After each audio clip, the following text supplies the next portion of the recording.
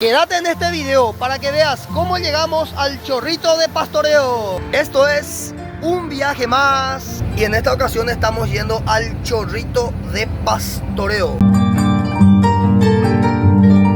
Genaro nos trajo hasta la entrada de Pastoreo, así que muchas gracias, Genaro, por traernos. Será. Dale, tranquilo. Nos vemos otra vez pronto en ruta. Dale. Acá nos bajamos en la rotonda para Pastoreo. Estamos sobre la ruta número 2 y allá está el peaje de Pastoreo. Nosotros tenemos que ir a la izquierda.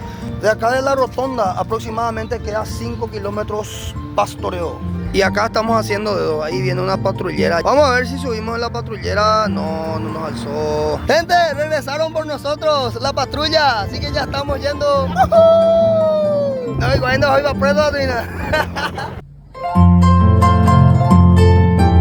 Acabamos de bajarnos acá en la entrada de Pastoreo y ya nos encontró un conocido y nos va a llevar hasta el Chorro. ¿Ya está bien? Ya. Gracias, campeón.